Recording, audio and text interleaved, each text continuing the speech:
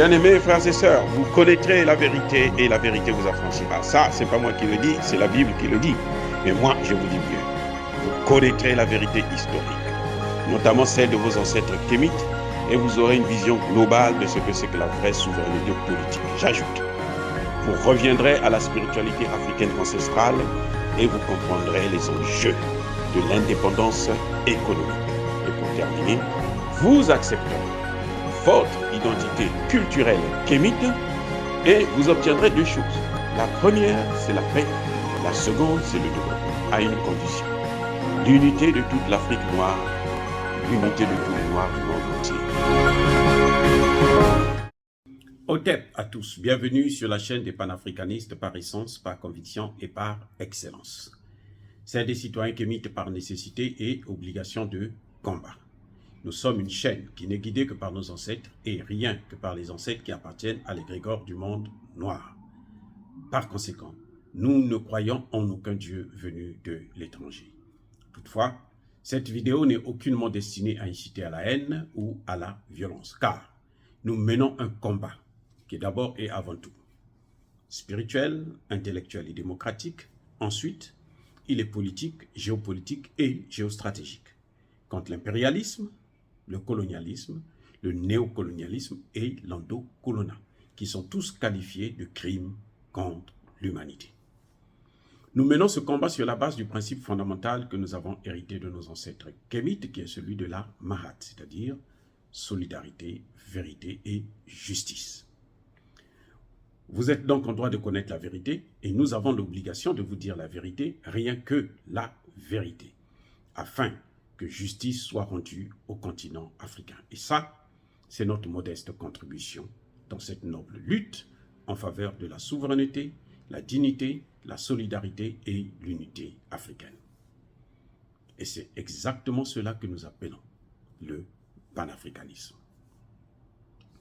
Bien-aimés frères et sœurs, aujourd'hui je vais vous parler de la guerre de l'OTAN contre l'Afrique à travers cette guerre proxy de la Russie et contre l'Ukraine. Eh oui, c'est l'OTAN qui se bat en Russie, là-bas, en Ukraine, contre la Russie. Mais en fait, elle ne se bat pas contre la Russie, mais elle se bat contre l'Afrique. Pourquoi? Une seule chose, le contrôle des matières premières africaines. Et pourquoi ce contrôle? Pourquoi est-il important? Pourquoi c'est nécessaire? Parce que, et ça c'est le président Houphouët-Boigny qui l'avait dit, celui qui a le contrôle de l'Afrique et de ses ressources naturelles a bien évidemment le contrôle du monde. Et comme l'OTAN, et notamment les États-Unis d'Amérique, veulent contrôler le monde, depuis la chute du mur de Berlin en 90, et la dislocation de l'ex-URSS en 91, l'OTAN était devenue la seule puissance mondiale et elle voulait contrôler tout le monde. Veut mettre en place un gouvernement mondial. Ah oui, mais pour que vous puissiez avoir le contrôle du monde, il faut avoir le contrôle de 54 États africains. Mais ils ont commencé à installer avec George Bush et la situation s'est accélérée avec Barack Obama. En tant que noir, c'était plus facile pour lui de convaincre certains chefs d'État africains d'installer des bases militaires américaines en Afrique. C'est ce qu'ils ont fait et c'est ce qui est en train de continuer. Ils sont au Mali, ils sont plutôt au Niger, ils sont au Burkina Faso, ils sont au Tchad, ils sont à Djibouti, ils sont un peu partout en Afrique, au Sénégal et autres.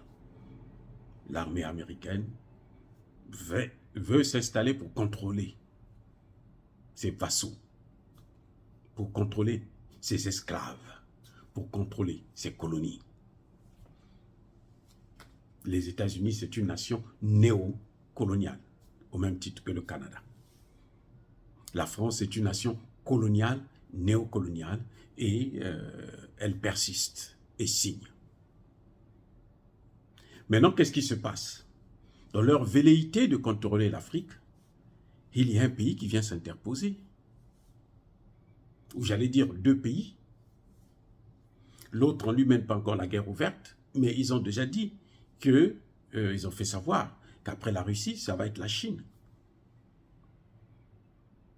La Russie les gêne dans leur expansion ou dans leur politique expansionniste de colonisation, leur politique impérialiste en Afrique. La Russie les gêne. C'est pour ça que vous voyez cette guerre en Ukraine. C'est pour ça que les Américains ne veulent pas du tout que Zelensky puisse négocier avec la Russie. Alors que ce sont des frères, hein. Mais eux, qui sont des amis, des cousins, des voisins, ils disent que non, non, non, non, non, toi tu ne dois pas négocier avec ton frère. S'il veut négocier, il doit négocier avec nous. Mais nous, on ne peut pas négocier avec lui en position de faiblesse. Il faut l'affaiblir. Voilà pourquoi cette guerre continue à durer. Parce qu'il faut affaiblir la Russie. Puisque si la Russie est affaiblie, elle va perdre ses positions en Afrique. Elle va perdre son influence en Afrique. Il faut, à tout prix, affaiblir la Russie pour reprendre le contrôle de toute l'Afrique, de tout le continent africain et continuer à piller, mater, détruire, faire ce qu'on veut du continent africain. Ne croyez pas que la guerre en Ukraine ne nous concerne pas. Nous sommes les premiers à être concernés par cette guerre. Parce que il faut affaiblir celui qui donne à l'Afrique la possibilité de se débarrasser du colonialisme, de l'esclavage, définitivement. Celui qui donne à l'Afrique les moyens de combattre les armées occidentales qui viennent pour dominer, pour occuper nos territoires. Il faut l'affaiblir. Il faut casser ce bras armé. Et donc, c'est pour ça qu'ils ont mis le paquet en Ukraine. Ce n'est pas pour l'Ukraine. L'Ukraine n'a rien. L'Ukraine, quand on enlève la partie du Donbass, là, qui est le grenier de l'Ukraine et du monde, l'Ukraine n'est rien. Eh oui, si vous enlevez le Donbass à l'Ukraine, l'Ukraine est finie. C'est d'ailleurs pour ça que maintenant la Pologne revendique sa part de gâteau. La Pologne veut aussi occuper la partie ukrainienne où il y a beaucoup de Polonais qui y vivent. Donc, cette guerre, c'est notre guerre. C'est une guerre contre nous, en fait, qui est menée par la Russie. Parce que si la Russie perd, nous sommes foutus en Afrique. Vous avez vu que le fait qu'ils ont mis beaucoup de moyens militaires pour essayer d'affaiblir la Russie, ils se rendent compte que la Russie, en fait, s'était bien préparée. La Russie n'a jamais été une petite puissance militaire. Elle est en train de le prouver, puisque la Russie maintenant a même des missiles intercontinentaux, où elle n'a pas besoin de déplacer ses soldats pour attaquer un autre pays, quel que soit où il se trouve, où il se situe dans le monde. Qu'est-ce qu'ils ont fait? Ils vont prendre une loi au Sénat américain pour sanctionner les pays africains qui ont des relations avec la Russie. Ouais, vous voyez, juste la guerre, tout se passe en Ukraine. Nous, on n'est pas là. L'Afrique a été divisée à l'ONU. Il y a au moins 25 pays qui ont dit, nous, ça ne nous regarde pas. Soit ils ont voté contre, ou ils n'ont pas voté du tout. Ou ils se sont abstenus. Ceux qui se sont abstenus et ceux qui n'ont pas voté, là, on considère qu'ils ont voté contre. Donc, vous voyez, l'Afrique était divisée. Maintenant, ce qu'ils font, ils attendaient ils pensaient qu'ils allaient affaiblir. En ce moment, la Russie serait déjà à genoux. Mais comme ça n'arrive pas, ils se sont dit, on va s'attaquer maintenant directement aux Africains. On les a affaiblis. On a pris des lois. Ce sont les mêmes sanctions. Vous voyez comment on a sanctionné le Burkina Faso. Dès que le Burkina Faso a commencé à parler seulement de la Russie, on l'a sorti de la Goa. C'est avant, le Burkina Faso est sorti de la Goa, avant que le premier ministre burkinabé aille en Russie. Donc le fait seulement d'avoir dit, mais nous allons essayer de voir d'autres partenaires, parce qu'avec ces partenaires, ça fait plus de 10 ans, ça ne marche pas. Donc nous voulons changer. Ils ont tapé dessus. Ils ont tapé. Hein. Eh oui les gars, ils ont tapé. Donc cette guerre-là, nous ne sommes pas exclus. C'est une guerre en fait contre nous, contre l'Afrique. On avait mis la RCA sous embargo. Lorsqu'il s'agissait de débattre pour qu'on puisse lever les sanctions, qu'est-ce que les pays occidentaux ont demandé? Ils disent, nous, pour lever les sanctions, il faut que le Centrafrique puisse autoriser les vols de nuit. Ce que Touadéra a accepté. Quand Touadéra a accepté, vous savez quoi? Le lendemain, la France est allée bombarder une ville du Centrafrique dans la nuit. Donc c'est notre guerre. Et nous devons souhaiter que la Russie sorte vainqueur afin que nous puissions avoir notre paix. Pas pour la Russie, pas pour l'Ukraine, pas pour l'OTAN, mais pour nous-mêmes. Nous sommes obligés de soutenir la Russie parce qu'on sait que si la Russie perd, eh ben nous, on va être envahis. Rien ne pourra les arrêter. Vous savez pourquoi ils ont détruit la Libye? Parce que la Russie avait fermé les yeux. La Russie s'était abstenue au Conseil de sécurité.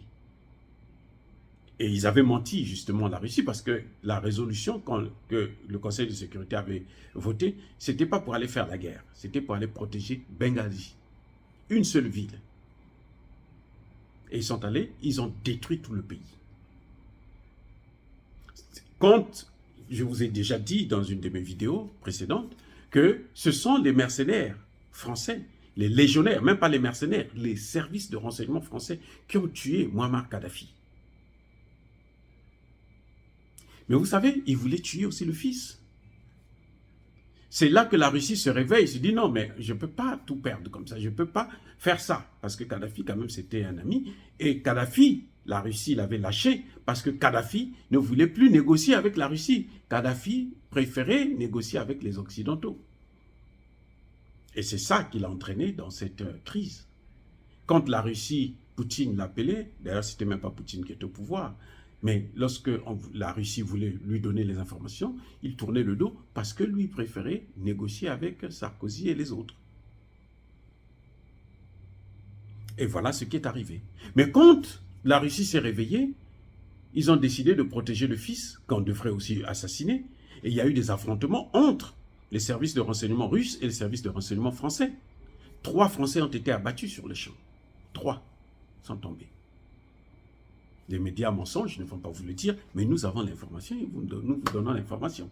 Voilà, bien aimés frères et sœurs. Donc, ce qui se passe là-bas, ça nous concerne parce que, en fait, c'est ce gâteau-là, le gâteau Afrique-là, ce morceau-là que tout le monde veut avoir. La division qu'ils ont fait en 1885 ne suffit plus.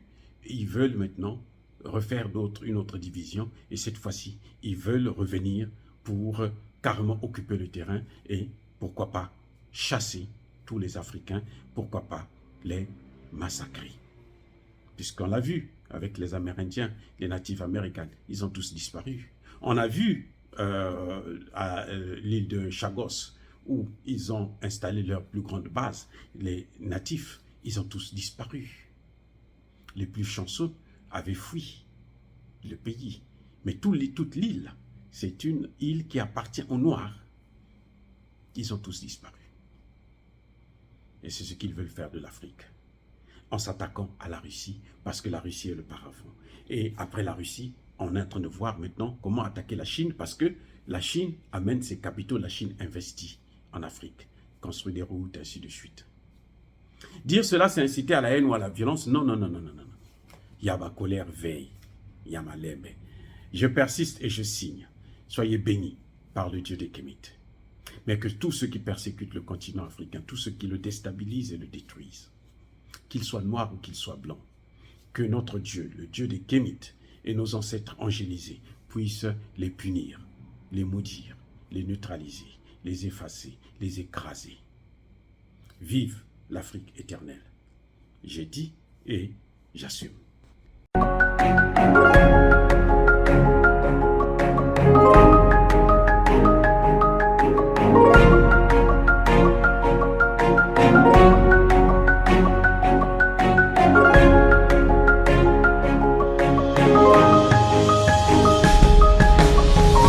Eux, ils marchent par la foi et non par la vue.